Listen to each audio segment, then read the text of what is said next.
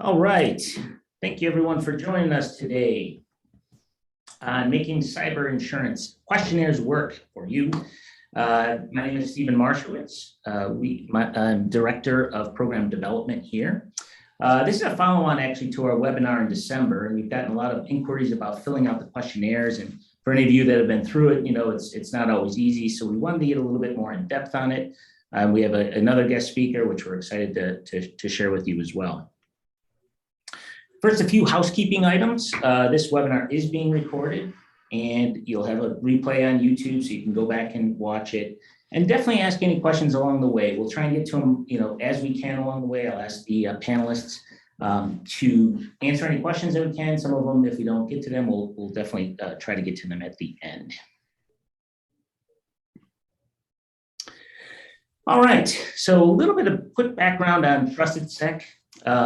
You see a lot of things, we've been really innovating quite a bit here, but the key is really all of the people that we have, and that's where it all starts.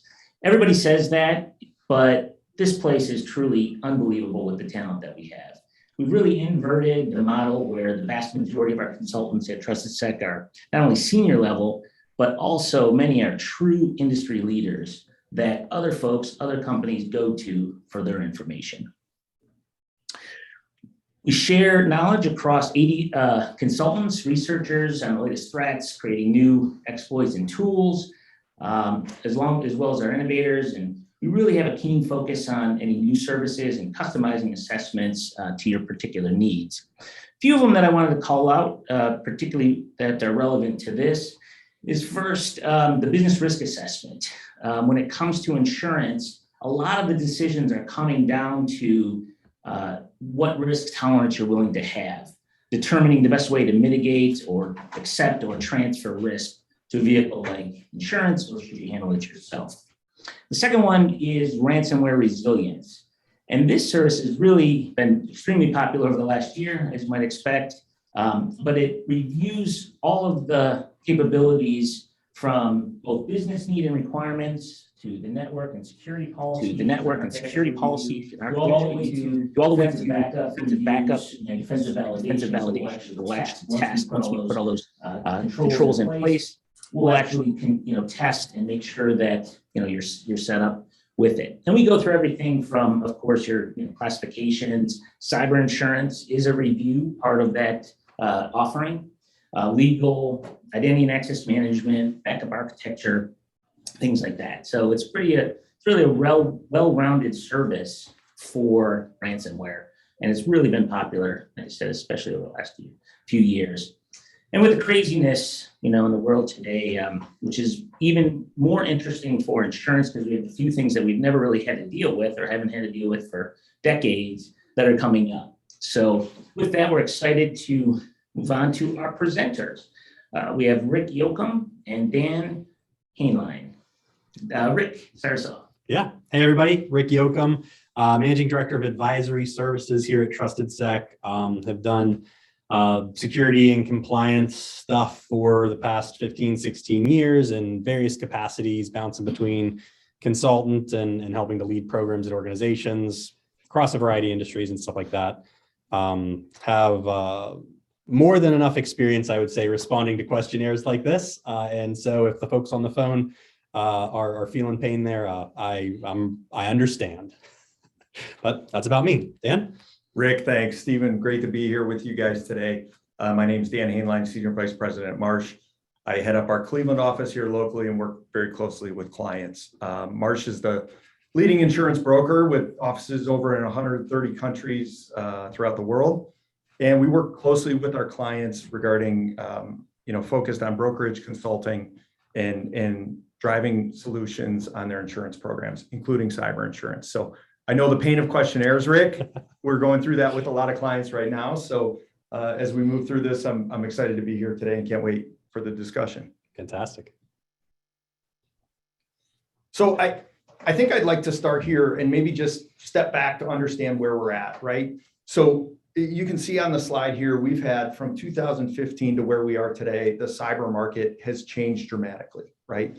And kind of what's driving that. Back in 2015 to 2018, it was a very profitable line of insurance for carriers. There was a ton of capacity out there. There was a lot of capital, and rates were pretty stable, right? I mean, it was a matter of, could you convince clients that cyber insurance was a necessity, right?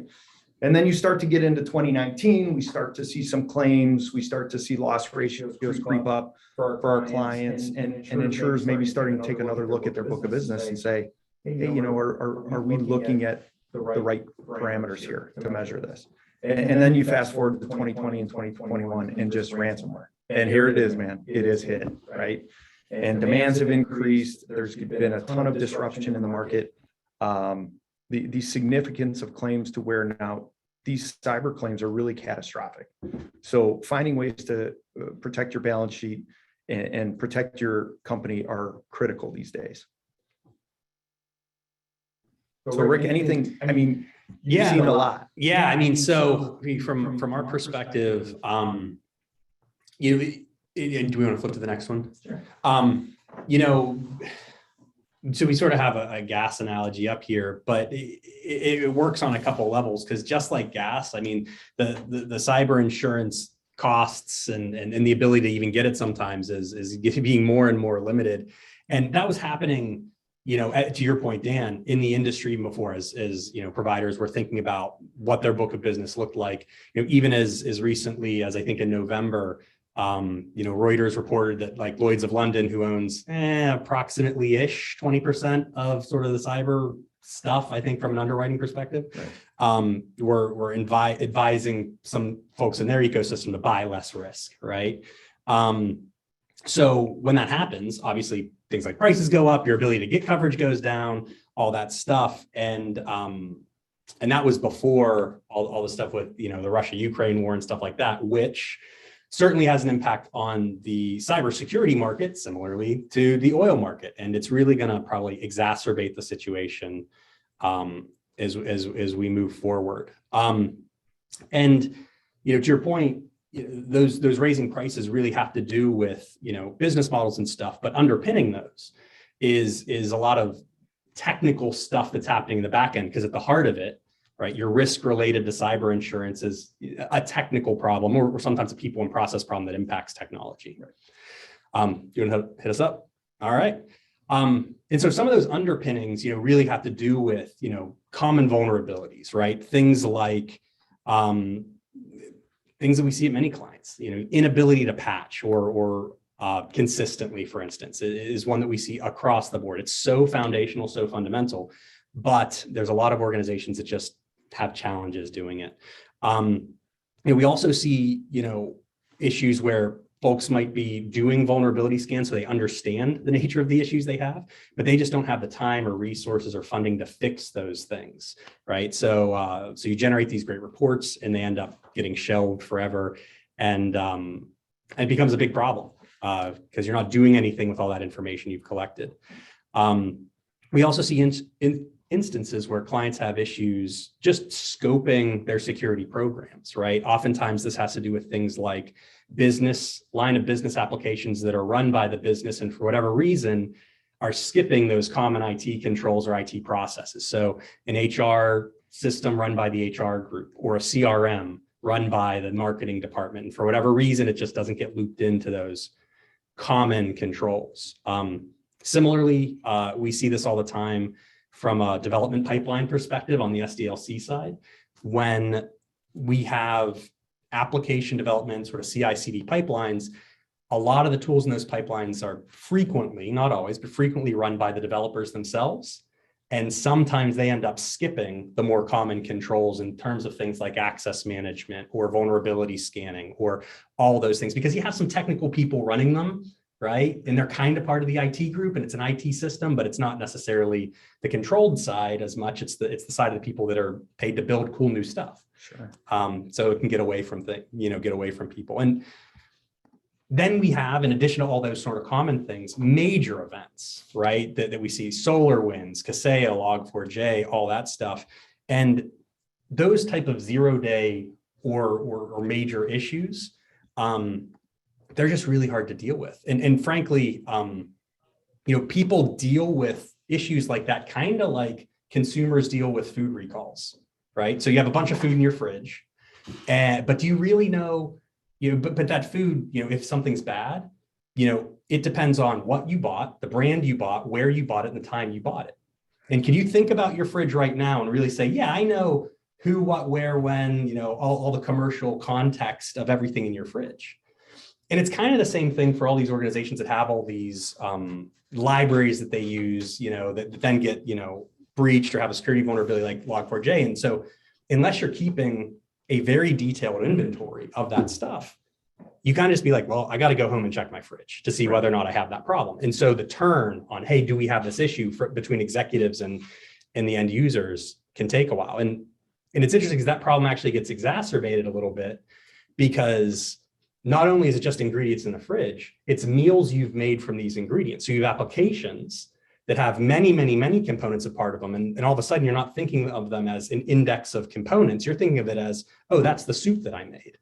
Right. And you sort of fast forward, you go, oh, this spinach got recalled. You go, oh man, did I use kale or spinach in that soup that I prepared for the week? Am I going to have a problem? And then, oh, I did use spinach. Is it the spinach that I bought at this place at this specific time? And it's an even bigger problem. And boy, oh boy, don't even get started if you have 2 containers of spinach that you bought at different times, right? The same way that you might have 2 libraries that are approved to perform a certain function, the developers get to choose which. Because it's, you're doing logging, but does this application use Log4j or something else? And it becomes a nightmare for the IT teams. Again, if you're not keeping a very detailed inventory to be able to quickly pivot and quickly respond to major events like this. And Dan, I know that you talk to executives all the time on the financial and legal side. And I think those challenges drive a lack of confidence. Would you kind of agree with that? Yeah, I think, and to your point about the fridge, right? When you have those large events like the SolarWinds and everything, you're worried about your fridge and your ingredients, right? But the impact that's had across the global landscape is huge, right? So insurers are looking at that too, saying, I've got to figure out how to solve for this catastrophic type issue when it's not just Rick's fridge I'm worried about protecting, right? It's all of the refrigerators out there. Yeah. So I love the food analogy, man. But yeah, I mean, there's a real, I think there's a real concern out there, and it's a matter of when, not if anymore, right? Yeah. So I think organizations are turning their focus to, okay, we need to get a hold of this. We need to figure it out. And if you look at that stat on here, I mean, 43% of leaders report no confidence in their ability to prevent third-party cyber threats. And you have so many entry points, right? So it's the front end, and then the back end. I know we'll talk about, the data and your data and restoring your data and everything like that. But yeah, I think there's a lack of confidence there. I think that, and it's got to be a team effort, right? It's the cybersecurity side, and then protecting that balance sheet from an insurance perspective, right? That's really what it's there for, and making sure that you have the right vendors lined up and everything like that. So, we talked about when, not if, or if, not when, right? Sorry. But, preparing for coverage and from a claims perspective, right? So update the practice incident response plan specific to ransomware scenarios. As an organization, are you prepared? So much is preparation, right? And going through that model, going through that scenario, and okay, who's going to contact the insurance company, right? If there's a cyber policy in place, that's got to be your first contact, right? You've got vendors and legal counsel and everything like that. But are you going to the right vendors?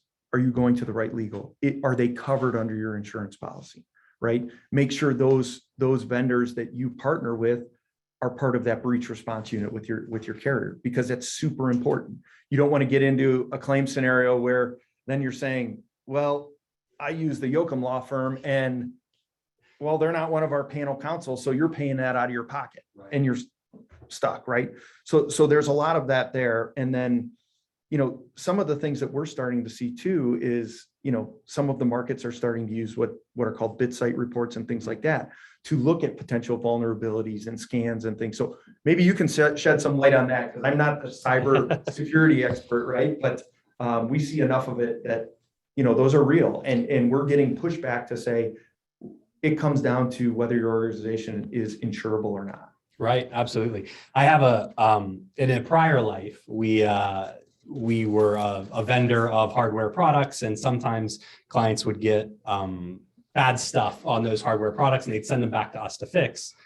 And we'd have engineers that would, put them on a isolated network, but we owned the IP space, and they'd, connect to the internet to download patches, because oftentimes they weren't patching their devices and then it got compromised because of that. But, I remember waking up multiple, either Monday mornings or getting the emails Friday nights. It's always Monday morning or Friday night, it seems. But I'd get these emails that are basically, hey, from clients, hey, our legal is telling us, or we can't work with you anymore. Like, well, why? It's like, well, you're flagged on this BitSite report or this, or pick a vendor that does a similar service because you have malware, coming out of this IP address that you own. And we had to go through the whole thing to explain to everyone why this is understood and known. And, we're basically collecting the malware from our clients' environments, putting it in a safe space, fixing it, and then sending it back. But they have to connect to the internet to do that. And so, there's going to be a period of time between switching it on and having the fix done where this bad stuff's happening. So I know even before me joining TrustedSec several years ago, this was a component of the industry, and it's really only growing and growing and growing. And you can get fantastic telemetry on your vendors, right? No doubt about it, based on reports like this. I'm certainly not saying there's no value there, but if you're a service provider and you get flagged, it can be very problematic from a client perspective. And I can totally see that happening from an insurance provider or an underwriter perspective as well. Yeah, I mean, it's interesting to see, XYZ company has 32 IP addresses, and more than half of those aren't even active or anything, but yet they're entry points, right? They're entry points to the network if they're tied to the systems and whatnot. So interesting. So really what we wanted to talk about today a lot was just the whole underwriting process, right? There's application after application. The amount of scrutiny in the underwriting process right now, it's onerous, right? And it's no longer, hey, here's my cyber application. I got to fill this out. I got to get back to my broker, and my broker's going to take it and bring me, a handful of quotes, right? Now you've got that application that's not going away, right? But now you've got these other supplemental. You have a ransomware supplemental, right? Which is just focused on what we've all been seeing, these huge ransomware demands and all of these claims. So that ransomware supplemental is really focused on the front end, and then restoration of backups, and are you storing them offline, and all of that, and how quickly in the event of an incident can you get back, because if you don't want to be stuck, right? So that ransomware application is critical. And then for our manufacturing clients in that industry, what we've seen is it's called an organizational technology supplemental, right? So if you have production machines and things like that go into it, hopefully they're not on that same network, right? But they want to know, right? And are those patched in? Are they not? Hopefully they're separate. And so that's 3 applications right there, right? So I would say we're working closely with our clients to make sure that the IT departments are involved. They're helping out. We suggest calls, to help out through that process, and just understand that it's not 2015, 2016. Even when I started at Marsh in 2019, I could take the name of a company, their address, and their revenues, and I could come back with $1 million, $3 million, $5 million bindable quote for cyber. And that was it. And it was, well, that's pretty cost effective. We might as well get it. And all of a sudden, next thing you know, you're, trying to drive that cyber insurance thing through. And now it's just not that easy, right? There's a ton of information. So, I think it's important to highlight some of the things that the organization has done throughout the course of the year. I think if you're already in that kind of renewal time where you're trying to pull together all the information, it's probably too late. I know we'll talk about, how do you answer the question? Is it yes? Is it no? Is it whatnot? But I will tell you that if you don't have some of these controls in place at the time where we send that application and submission in, it's too late. Your controls are considered immature at that point, right? And like we said, you tell me if I'm wrong here, but there's probably a lot of clients that haven't necessarily seen the new world yet in terms of insurance renewals because they're operating on the policy that they, renewed in October of last year or September of last year, before some of the Lloyd's, guidance, before the Russia-Ukraine war, as sort of these models are changing. So would you agree with that? There's probably a handful of people that buy insurance or that are working on insurance that are probably going to come renewal time be faced with a different world. Yeah, I would tell you, I agree 100%, especially those clients who are going through their renewal process now. That first half of last year, they did not see what we saw in the marketplace in the third and fourth quarter, right? And that just continues to escalate. So yeah, it's going to be a game changer for a lot of organizations. And really the focus is on, do you have the right safeguards in place, right? It's can you identify potential vulnerabilities that you have? What are you doing to address those? And we'll talk about some of those cyber controls here in a second. And then, are you protecting yourself on all sides, right? Are you secure? Right. So you understand what your shortcomings are. What are you doing to address those? And I'll tell you what, those organizations there's still going to be a competitive marketplace out there. You're still going to have carriers that are willing to extend capacity and things like that. But it's different. It's a different market. Retentions have skyrocketed. Capacity's been reduced. So it's, and then, you talk about some of the nuances of full ransomware limits in your policy and stuff like that. So there's just a lot to unpack there. Well, and I guess, it's kind of like insuring a car, right? If you have a car that if you have two cars in front of you and one's more safe than the other one because it has more airbags and, it's done better on crash tests and all that stuff, typically that one's cheaper to insure, right? Right. You're going to extend coverage to that one. The underwriter is going to underwrite that one. If you have a car that, is just a junker with the crazy engine, it goes super fast and has no safety controls on it, I don't know that you're getting insurance on that, right? Right. And it's the same thing. If you're running a business, really, really fast, no controls, you might have a challenge. Yeah. And I'd say, from that standpoint too, Rick, we've got our Marsh cyber self-assessment that we especially use that with clients that have a more mature IT infrastructure in place, right? But the reality is ransomware is affecting everybody. So whether you're a $1 billion company or a couple $1 million privately held company, it's real, right? It's out there. And they're finding different entry points to get in. So really the benefits of that is it's a digital tool. There's a lot of questions in there, but it provides really good analysis, tools, insights, benchmarking, things like that to really kind of stack yourself up against some of your peers and whatnot. One of the benefits we have at Marsh is the amount of data we collect, right? We collect a ton of data. So we like to use that peer-to-peer, right? And everything is industry focused and industry driven. So if you're a manufacturer, we're not going to compare you to a hospital, right? And there's different industries where it's more difficult to get coverage at this point. So yeah, and I know the tactics of ransomware specifically, right? And there's a million things that could go wrong from a cyber insurance perspective, but ransomware specifically being such a hot topic, I know that they've sort of been shifting their focus, right? It used to be more of a shotgun approach. Let's get whoever we can get really easily.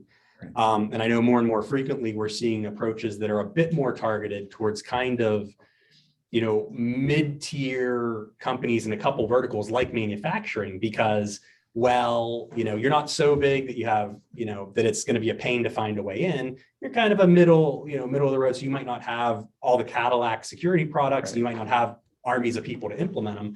And also, but you have a fairly big bank account. And if you go down for a couple of days, that's direct dollars out the door. So you face them with this really difficult, challenge of, oh, do we pay? Do we not pay? And all the things that come along that. But I mean, from your perspective, have you seen sort of a shift in some of the attention paid to certain controls by the underwriters or in the questionnaires or things like that? yeah, I would say that's changing. And, a lot of that is the fact that, since 2016, there's been an average of about 4,000 ransomware attacks daily. Yeah. I mean, that is just, when you think about that number for a second, it is like, wow, like this is going to happen, right? Do I have it? So there's been a lot more focus, I think, from organizations saying, we need to invest in that. So, if you look, I mean, there's 12 key cyber controls right now that are part of a very good, now we call it cyber resiliency, right? It was cybersecurity, now it's cyber resiliency, Right. Because not only do you have to protect yourself, you got to be able to pick yourself up off the mat and get going. I mean, the average downtime now I think was up 16% last year and is over 22 days. I mean, think about if your organization was down for 22 days, the inability to continue your revenue stream for 22 days can be crushing, right? All because we're moving to a more digital technology type platform, right? Yeah, the tools are a force multiplier, The tools are right? Yep, So- absolutely. So I would tell you, these are really important. I would say there's 5 main one. I would tell you MFA, if you don't have it, You're not even getting coverage. You're going to have a tough time. you're going to have a very tough time. We'll leave it at that. I'll never say never, but it's going to be extremely difficult in today's environment. I think the endpoint detection and response is huge. That's another one. Secured and encrypted and tested backups, right? In the event of an incident, do you have that stuff offline? Do you have access to that data? Or if they're holding you ransom with that and you don't have access to that, you're in a really bad spot. I tell you, the other 2 that jump out are the privileged access management. I mean, that is like a key to the car, right? You want to talk about a car, that is a key to the car. Right. There is no limit to the amount of damage that they can do entering through that way. And then finally, we're our own worst enemy, right? Hackers need to be right one time. Right. We need to be right 100% of the time. I've heard that. It just resonates with me. The fact that, man, I could screw up once. So the email and the phishing and all of that kind of stuff, and really putting those 5 are really key. And then some of the other ones are, you talk about the Cadillac versus the other model, right? So I don't know, what are you guys working a lot with clients on? I mean, what are the ones that you see the most that, clients are like, because to your point, right? You don't want to offend anybody, but there's the possibility that your organization could be hacked. Oh, absolutely. And leaders are worried about it, and you guys are there to help. So yeah. So, I mean, we work with organizations a lot. It really runs the gamut, but a lot of these key controls are the things that we work with people on a ton, right? Or controls that come up in our assessments, whether we're helping them fix it directly or whether we're talking to them about, hey, you really need to think about MFA also on these systems, or hey, you really need, you do what with email now? Let's talk about how that works. Or you're encrypting what or not encrypting what? I think people's ability, to your point with security versus resilience, a lot of what we work on also is the ability to detect and rapidly assess, right? And also just from an IR perspective, running the plays over and over and over, making sure it's in your muscle memory, making sure you know who you would contact, making sure that, and that goes from the big things like, okay, am I going straight to external counsel or internal counsel for this, right? The things that might be obvious for some organizations, the things that are details, less obvious. Hey, for this system that may or may not get breached, do all the people on the internal incident response team have, authority to call that vendor and issue a support ticket for help? Right. Or is it only the one guy who bought the thing who now happens to be on vacation when you get attacked, and now you have an issue because you're arguing with people over payment terms and contract numbers and authorized parties? So, a lot of times it's that basic blocking and tackling and making sure that your vendor lists are up to date, but your approved people lists for vendors are up to date and stuff like that. Yeah. We're also doing a lot with clients on forensics, right? And it's kind of apropos to the very apropos to the insurance conversation, because, if you sort of have a need, you get ransomed and you have this knee-jerk response, say, okay, I'm going to click the button and restore everything from backup immediately. We lost 2 days, but it's only going to be 2 days. Well, if you do that destructively and you don't have a bunch of archived data about what happened specifically and how it happened in a forensically approved way, you've just destroyed all the data, right? And oftentimes the onus of evidence, maybe not always, but oftentimes the onus of evidence is on the policy holder. Right. So we work with organizations a lot, not just to perform forensics when they're in a bind, but to help them understand, okay, what are the forensic capabilities you need to have in case something goes south? Because again, that knee-jerk reaction just to fix it right away sounds good on paper, but now all of a sudden, if you can't file that claim for those 4 days or up to 22 days that you were out, although if you're doing a knee-jerk reaction, it's probably not 22 days outage. Right. It sounds good on paper, but you might be shooting yourself in the foot. And you just want to make sure that, again, by running those plays, talking to your providers, your insurance carriers and all that stuff about what would we actually need to do? Yeah. Right. If something bad happened, and I mean, actually, I'd be interested in your perspective on this. We work with organizations a lot to run those plays. Do you have does Marsh participate in incident response scenarios with clients frequently, or is that something that most clients don't reach out about? Yeah, no, we are pushing that big time with our clients, Rick. We work with them to make sure that they have incident response plans set up. So our cyber advisory group is very close to that with our clients and whatnot, and helping them develop those. I would tell you that, the first thing I think of, to your point, is you've got all these vendors and who do I contact, right? Being prepared is so important, right? Going through that scenario, right? Practice makes perfect, right? So, okay, we've noticed something's not right. Okay, let's not sound the alarms. Let's strategically move through this because we've lived it, right? Now it's real. Let's go. And the bullets are flying, as they say, right? But I would tell you, one of those first calls, make sure somebody calls. If you've got a cyber insurance policy, make sure somebody is alerting that carrier, right? And then as a broker, our clients will reach out to us and we can help them through that process. But that's got to come from the client, right? And from your perspective, a quick question that just came to mind. Yeah. How should organizations think about, false alarms, for instance, right? Like I know, again, if I think about a car insurance analogy, right? Well, if I have a fender bender and it's cheaper just to fix it myself, right? I don't necessarily want to file the claim because I don't know how it's going to impact me later. How should organizations be thinking about that from a cyber perspective? Is it really just when anything goes bump in the night, always call immediately? Or is it, well, you might want to do just a teeny bit of diligence first? How should they be navigating that space? Yeah, that's a really good question, Rick. And I would tell you that, if it was me, I would want to put my cyber carrier on notice, at least to say, hey, we think something might be off. We're looking into it, but we wanted to make you aware of it so it doesn't get worse. The other thing is you can think that it was nothing and maybe it's something that's still there, right? Behind the scenes, lurking in the shadows, whatever you want to say. So my recommendation would be that they've got these breach response teams, right? And companies like TrustedSec and everybody, that they're going to come in and they're going to help you through that process and make sure that there's not something that you need to be concerned about. The other thing is, I think that not only do you tell the carrier for that, but I think it's good practice, right?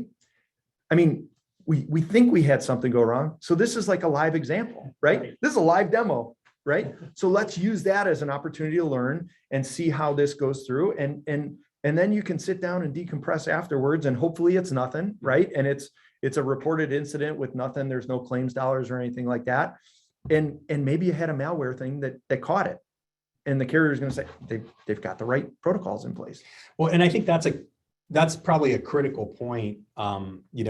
These are, correct me if I'm wrong, but these are often, big policies, and it's a relationship between you as an organization and your agent, right? Yes. So the more clarity and the more upfront, communication in that relationship, probably the better off you're going to be, because the agents themselves have quite a bit of, I think, authority, right, with respect to any given policy, right? Sure. Yep. All right. So that's all great. I got a questionnaire in front of me. Yep. Now what? You guys all get great stuff. Why can't I just say yes? Now you want to get to the hard part, right? That's right. Right. And I know a lot of companies struggle with this, right? And, that application is signed by somebody in the organization, and, that's, hey, I am being truthful about this and everything. So that's got to weigh in the back of your mind and on your conscience. And here's the struggle right now, right? Rewind to a year ago, and if you were going to have MFA in by your renewal date, cool, no problem, right? Most carriers were on board, they're taking the right steps, they're doing it. Now, when you submit that application and it says no, that's a no. That's how they're looking. They're saying you don't have that in place. You don't have endpoint detection. You don't have MFA. You don't have those. So maybe there's more to the story. And I would suggest that when you go through those applications, the process, at least for me, and what we like to try and do with our clients, get the applications back, We have our cyber folks that help us out and review those applications, look at the answers. Let's have a call to say, here's potential pitfalls, right? Is there something going on here? Mm-hmm. Yeah, well, we're going to have that in the next 30 days or something like that. Well, if you can get out ahead of it, right? Then get it done. So you can check the box, yes, and you're confident in that. Because what you don't want to happen, right, is with like the doomsday scenario is, yeah, we have MFA, you get past the renewal for whatever reason, it didn't go through, it didn't get installed, and now you got a claim. Or well, COVID happened and then we took it away. We took it because it was away. easier Yep. for people to do it. So we took it away and we Yep. didn't tell our carrier.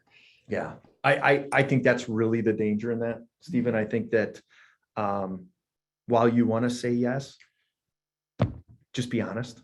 Yeah. And I would tell you to, as an organization, work with your cyber vendors, work with your cyber brokers, pick up the phone and call, Yeah. and we'll help you through that process.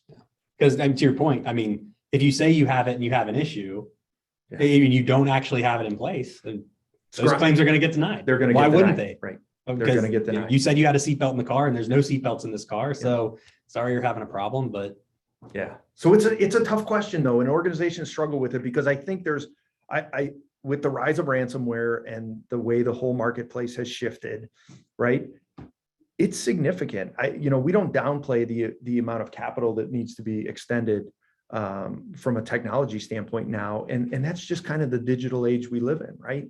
So we don't lose sight of that. We understand it, but we want to make sure that we're finding the right long-term partner. And when you say, hey, Rick, we had a claim. Mm-hmm. Something's going on, Rick. We want to be able to confidently report that to the cyber carrier. And we want the coverage to kick in. We want to have access to the breach response.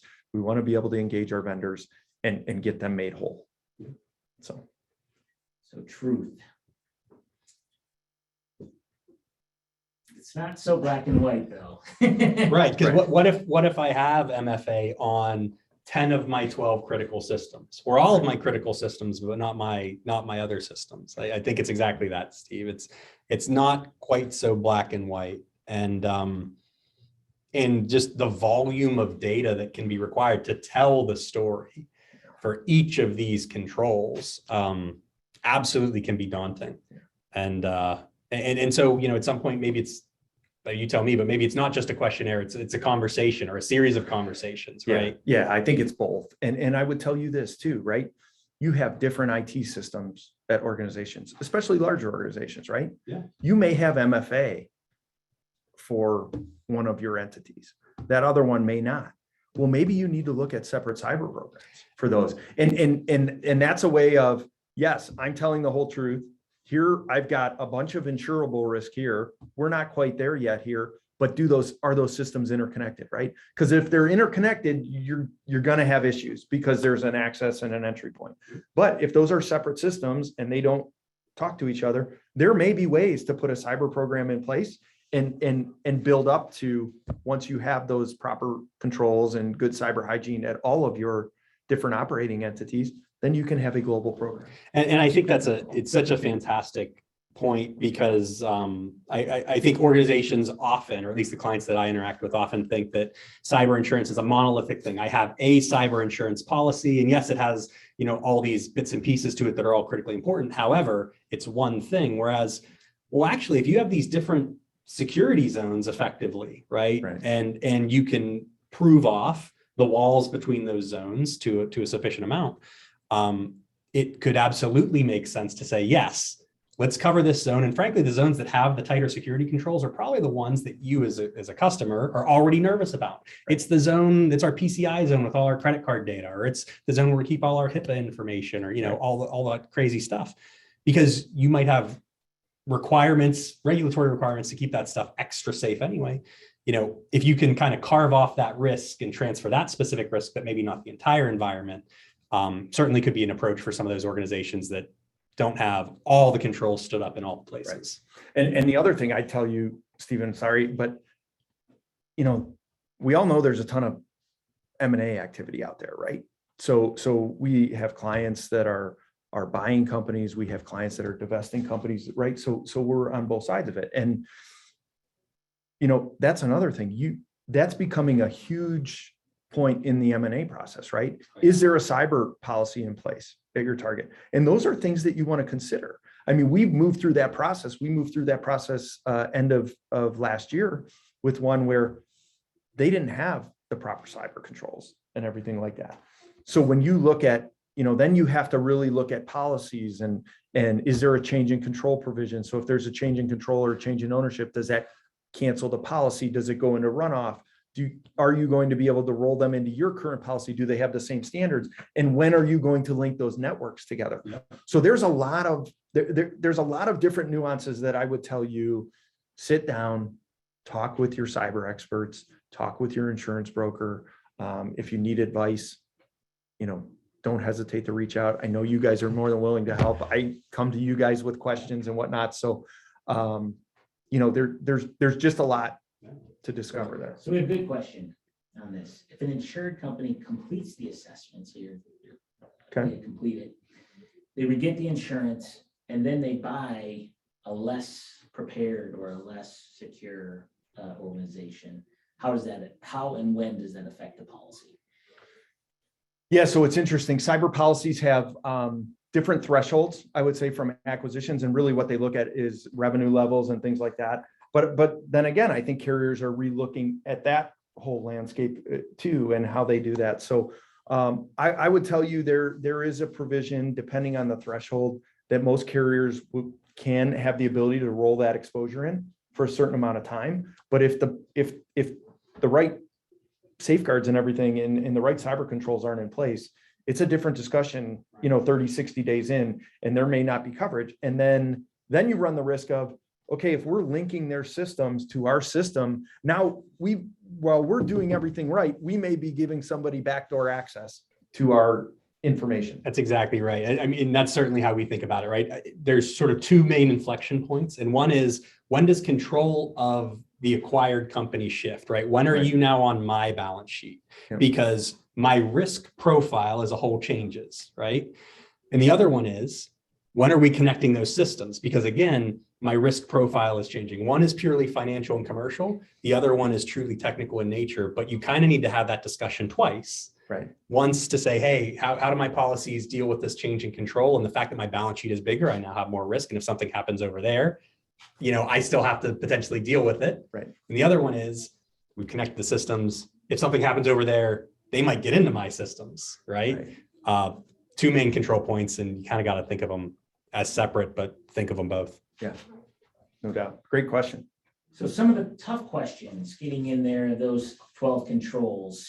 Rick, take us through a few of these. Yeah, I mean, they can be difficult, right? Formal change management is a great, for instance, what does formal mean? How formal is formal? And again, I think a lot of this is going to have to do with what your agents and what their underwriters are expecting or hoping for. But ultimately, if you back up to say, am I addressing the spirit of what this is, the intent of these controls, right? So formal change management, are things being changed that we don't know about? Or is there an opportunity for someone bad in our systems to make a change that we wouldn't see, right? And you're never going to get 100% certainty on anything. That's not how cybersecurity works, right? There's no such thing as zero risk. But, if by and large your processes are designed to tell you, right, to say that, hey, yes, an approved person can't do a change without talking to the right people first. Right. And, an unapproved person can't make a change that we wouldn't notice. Yeah, that's a formal change management process. It needs to be written down or documented to some extent because you can't really prove it or show it otherwise. I think just a conversation like this, like, hey, that's my change management process. Insurance, please. It's not really going to work, right? So you do have to have some documentation, but you don't necessarily have to have reams of it. It just has to really show that the core risks of an approved person doing something they shouldn't do or an unapproved person doing something they shouldn't do are addressed. Right. And it follows suit with the incident response plan, right? Is it formal? I mean, that's one of the questions that you're going to get on your cyber app. Yeah. Do you have a formal incident response plan? Absolutely. And it doesn't have to be a novel, right? But hey, here's the folks that are involved, here's what our next steps are, and we've got something in place. Yeah. And all of these, they can be difficult controls to put in place, right? Things like application whitelisting, Right. even if it's a core thing that's being asked for, right? That's a great example of a lot of clients we're doing that we see, and they might have some blacklisting. It's certainly not whitelisting. It's not only these 12 programs may run on this laptop. Organizations, that takes a while to do. It's expensive. Not a lot of organizations do it, frankly. But the point is, what's your story behind that? What's the objective of the control? How do you make sure that only the good stuff is running? Well, we don't do whitelisting, but we rely on this and this and this to achieve the same effect, right? We're doing this monitoring and we have these alerts that pop off in these cases. And oh, and by the way, our laptops themselves are multi-factor, this, that, and the other. And, there's probably some of these controls that, although they're core controls, I would think, MFA is one thing in one category of these controls that they're being asked for. And I think there's probably some other categories that are like advanced controls, but if you have a tight enough story woven around it, you're going to get coverage. Yep. That's a good one. Can you log all hardware devices and software? Does it make sense? Right. And again, I think this comes back to weaving that story together and talking about, well, where's your risk? What's being insured? If you have a device, all hardware devices and software, well, I installed a local Raspberry Pi to open and shut the trash can in the corner of the room whenever someone gets near it, so they don't have to, open the trash can. It's not connected to anything else. I'm pretty confident your underwriter is not really going to care about that one, right? But you do have to understand the risks and the interconnectedness of systems. And I mean, all does mean all. So I think this comes back to just being very upfront with what is and what is not, logging. And if you have a good enough story to tell about these things that, that aren't logging, and it's reasonable in nature, I suspect that your agent's going to take that story and, and be your advocate. And, as long as there aren't major risks there, you're going to be okay. Right. And I to that point, I think the privilege access management is a big one, right? I mean, like I said, it's that's one that's hard to do without. It's hard to do without, right? Yep, absolutely. Yeah. That's an interesting one. You make awareness training mandatory for third parties, right? Our world is so interconnected now, right? Our world is so interconnected now that we all rely on vendors and customers and access to systems and invoicing and all of that kind of stuff. I mean, right? Yeah. Talk about that. I mean, what do you guys kind of coach your clients on? So typically what we see, particularly in the regulatory spaces where we have things like this, everybody must do training. I don't care whether or not they're an employee or not. Yeah. So typically it becomes a contractual element that, hey, when you're getting into bed with this third party, you say, hey, you're doing security stuff just as good or better than we're doing, right? And one of those line items is training. Talk to me about how you do training, what you do for training. And, at this point, cybersecurity training is, certainly some is much better than others. However, it is at least a ubiquitous topic. Sure. So any framework worth its salt or any industry accepted thing is going to have training of some sort. And so the vast majority of vendors that could legitimately impact your cyber stuff will be doing it. But again, the onus is on you as the person consuming the service to understand, okay, what are you doing? And is it at least as good as what I'm doing? Because if that's the story you can tell, hey, we check in with our third parties, we make sure that they're doing training at least as good as we're doing. Here's the contracts that say so. Right. Again, now you have some proof, you can push that forward, but the onus isn't on you to do training. We do see some clients, typically bigger ones, that say, we don't care. We're not going to rely on any of our vendors' stuff. We're going to say, look, you got to log into this system. We're going to give you a license and you got to do the thing, or you got to watch this thing or whatever, take this test. It doesn't happen all that often because it's such an operational burden, but it takes some of that risk away of, well, are you really doing training as well as we're doing it? Yeah. But I think more often than not, 80% of the time we see this as a purely sort of commercial thing to make sure that there's contractual obligations. Interesting, because that's where my head went, is the contract side, right? So we're really starting to see a lot of that. We review a lot of contracts for our clients, right? They enter into customer vendor agreements, things like that. We have a contracts team that we help them review the contracts, give them another set of eyes, look at it from an insurance lens versus just a purely contract lens. And now we're starting to see over the last 12 months, a lot of language regarding, do you have a cyber insurance program? Or do you have liability coverage from a cyber perspective? So, yeah. And I think that is in some cases a very complex question when you start looking at your vendors and you start thinking about their policies and your own policies and who covers what in what event. Right. Not to say that you want to do this with all your vendors, but as we're talking about, running those plays, we do coach our clients a lot to think about your biggest vendors, or at least the vendors that could pose the biggest risk to you. Right. And make sure you're running your incident response plays with them in the room so that you can help to understand those things. Like, well, wait a minute. If the issue came from you, how would we engage? Who would we talk to?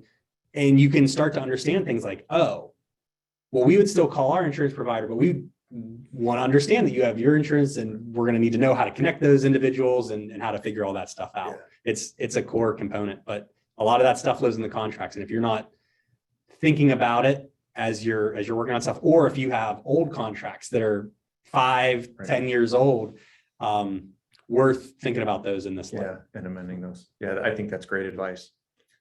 Actually, we have a lot of other potentially difficult questions, but if you want to touch on these, and I'll ask those. Yeah, of course. Again, we touched on the formal information security program. What is that? A lot of that has to do with the governance, and it's really saying, do people know what they should be doing? And is that kind of from an information security, is that documented?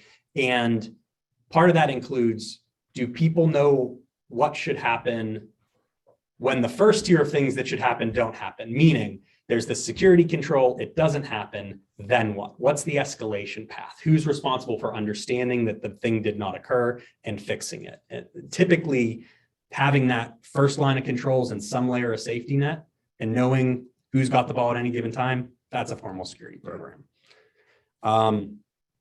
Budget's an interesting budget's one, right? A hard one. Budget's a hard it's one. A hard one. How do you budget for your cyber renewal this year? Number one, because you don't, the program structure is likely to change, right? Your retention is going to increase significantly.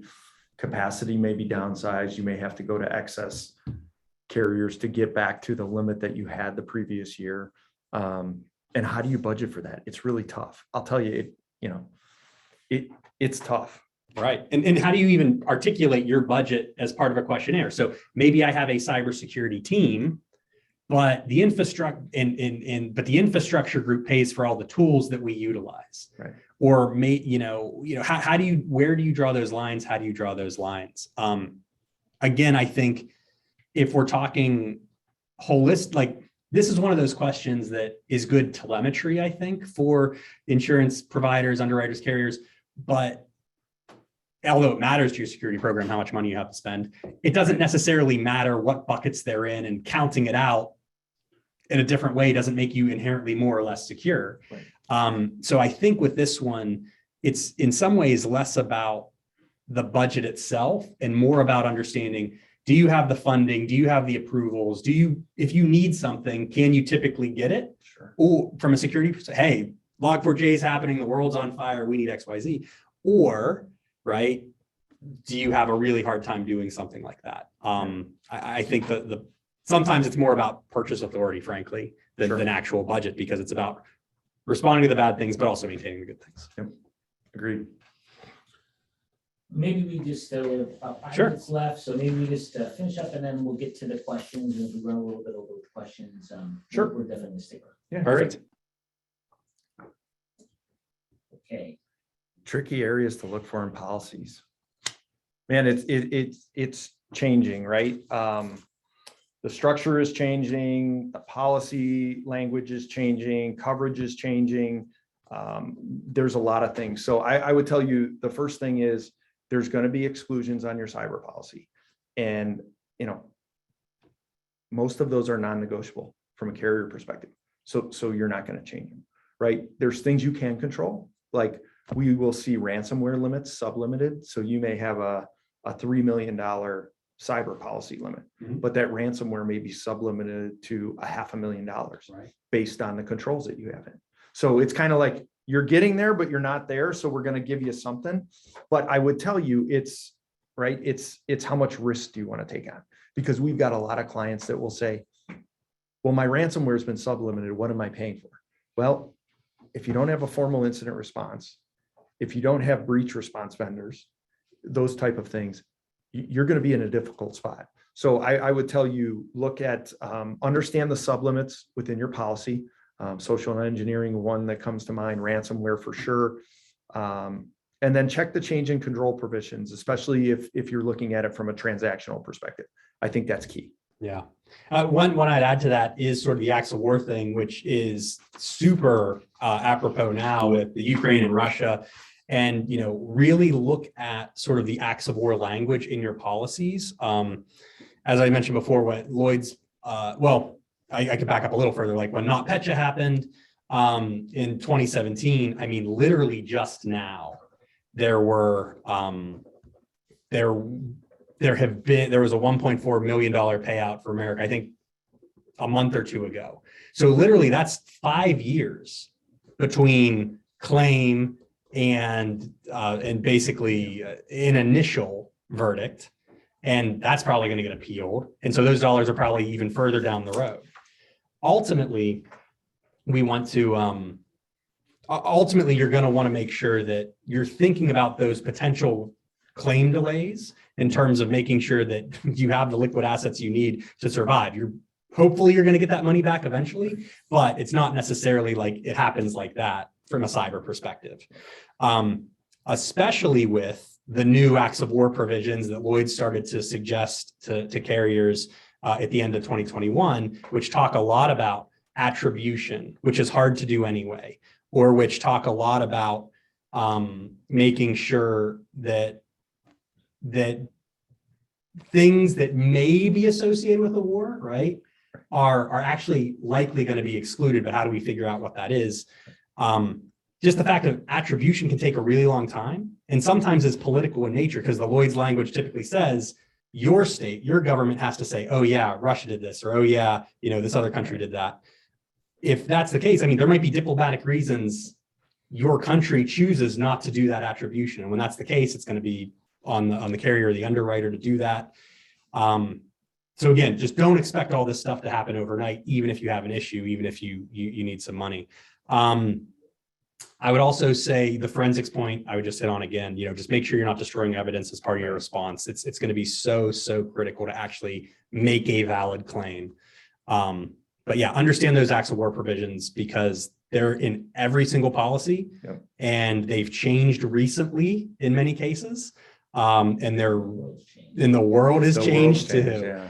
And in these times, it's also not uncommon for some countries to masquerade as other countries, right? So attribution also changes over time. And there's a lot of untested questions like, well, what if we thought this was, this was a ransomware group, and then we find out it was Russia 3 years later, and my claim was already denied, right? There's a million questions like that just we haven't lived long enough in the situation to really know how they're going to go. So understanding the language and talking to your agent about what happens if, probably the best advice I can give on that stuff. No doubt. So, okay, wrapping it up with, so how do you discuss and how do you bridge the gap between CFO, board, about your budget, about the insurance budget, about everything that we've talked today, and clearly it comes down to risk management. How are both of you guys, to the last couple of comments, just wrapping it up with your thoughts on that when you're talking to these executives or boards or what have you? Yeah, I think the first thing is just making sure those lines of dialogue are open and we have the ability to educate them with what's going on in the marketplace, right? Everybody hears it, but I think not everybody wants to really think it's going to affect them, right? So it's real. I mean, walking into a client and trying to tell them that, hey, you're going to see 150 to 200% increase if we can get you coverage, and your limit's going to be half of what it was the year before, is a really tough conversation. But it's a real conversation, and we've got to get out ahead of that. And I would tell you, I know I mentioned it earlier, if you're starting in the renewal process, 60 to 90 days, maybe 120 days out, it might be too late. these almost have to be quarterly ongoing discussions throughout the year to say, hey, it's still a difficult marketplace. Here's what we're seeing, just to understand, because a lot of CFOs and a lot of CISOs and everybody, they want to know what they can do. So really what we're having conversations with in clients is, okay, here's what best in class risk looks like. Do you have these 12 controls at minimum? What else are you doing? Do you have a formal incident response plan in place? Have you practiced, right? Have you taken time to practice? And do you know if something happens, what's all the things that we've talked about over the last hour, right? So it's really just open dialogue with that, because a lot of times, let's face it, you're the CFO of a company. You have a company to run, you have financial worries, things like that. Absolutely. Yes, risk is a part of that, right? Because you've got to protect the balance sheet. And we're there to help you try and protect the balance sheet and bring you the most optimal kind of program that we can. And at the very least, we'll try and bring you options, right? Different retentions, different ways to structure it and things like that. So we're looking at a lot of alternatives, but those conversations have to be done early. Yeah, and I love the terms education that you used early and conversations. It is a dialogue for sure. We are often educating certain members in the C-suite about why, yes, technically you can boil risk up to a number, and cybersecurity risk, if you really want to, you can boil it up to a single number, but it doesn't necessarily give you a good. It's a benchmark the same way that, like, what's the weather in July is a benchmark. That doesn't tell me whether or not it's raining or whether or not I need a coat or not. It tells me, roughly what should I expect.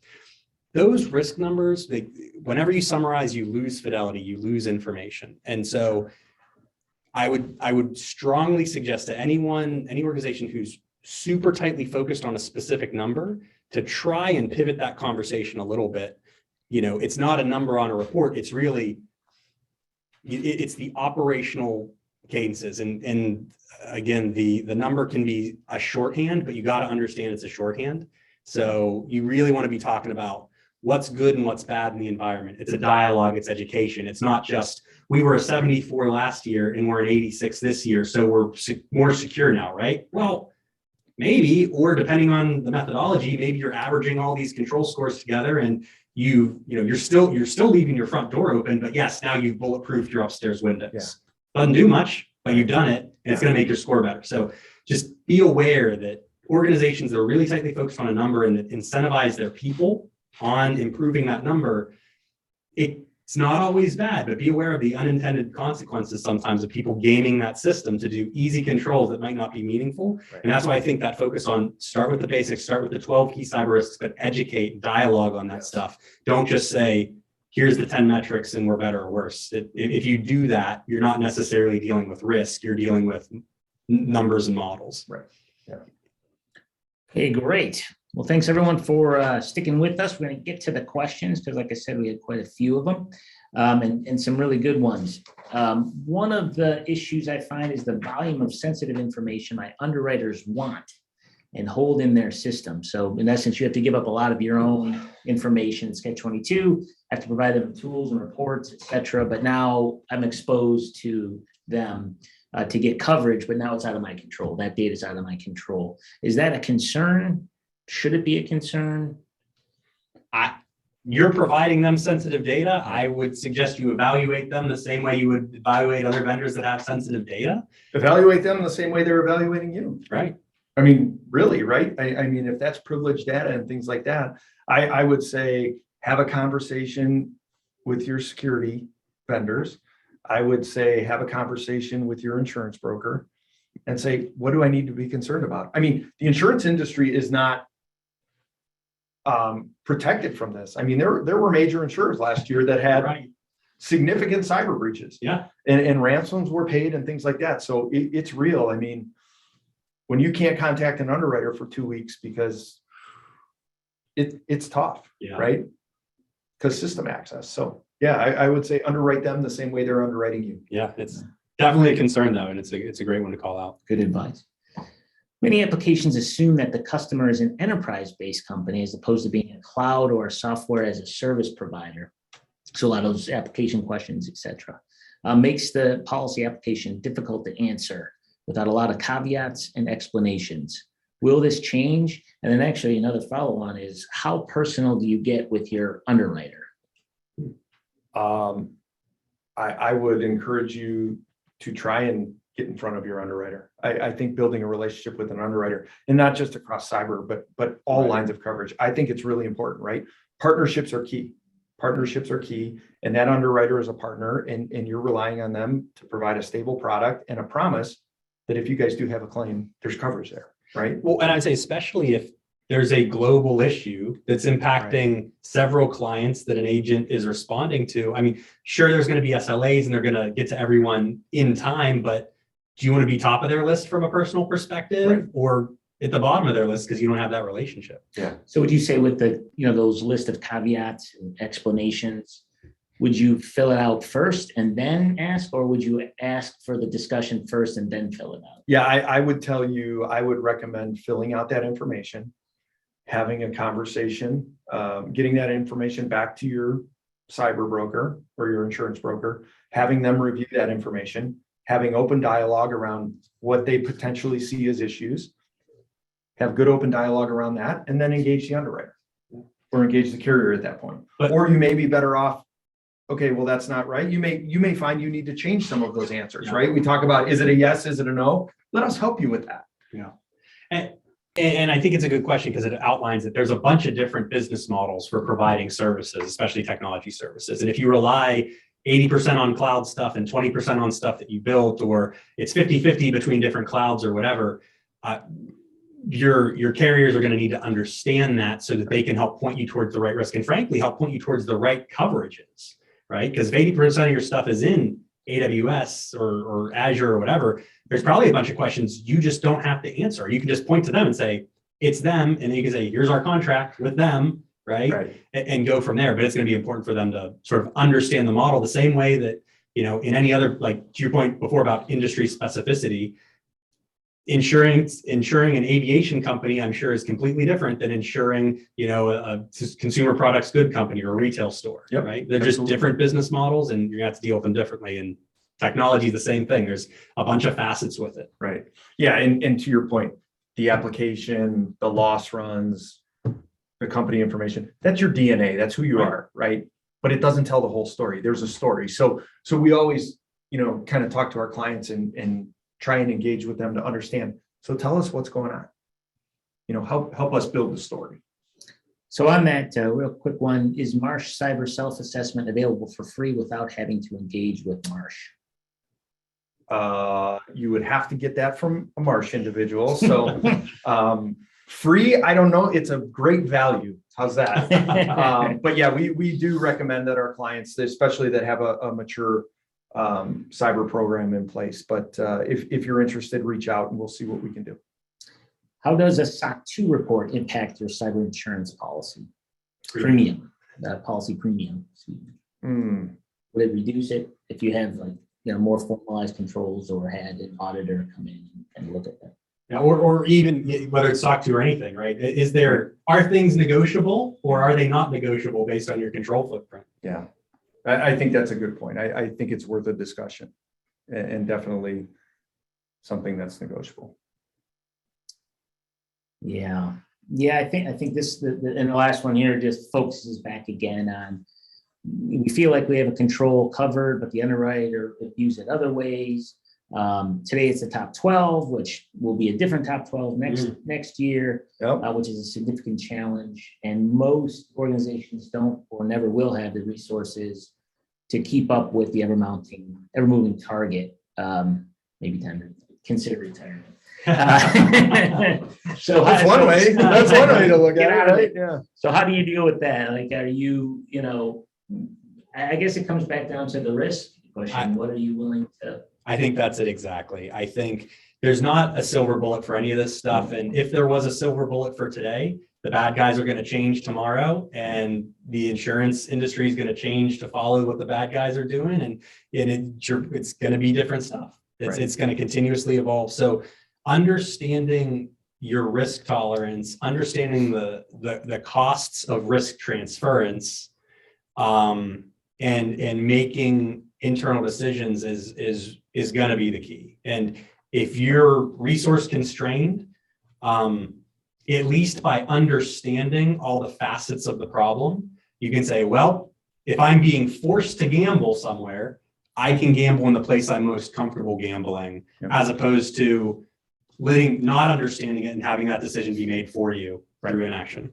Yeah, absolutely. I think it comes down to risk appetite and what can your balance sheet withstand? Yeah, really. I mean, that's what it comes down to. And we're having those discussions all the time because it's difficult. People see their cyber renewal and from an insurance perspective, and not always an easy conversation. Yeah. Well, guys, thanks so much. Really appreciate your time, both for coming from a distance today. Really appreciate everybody for joining with us.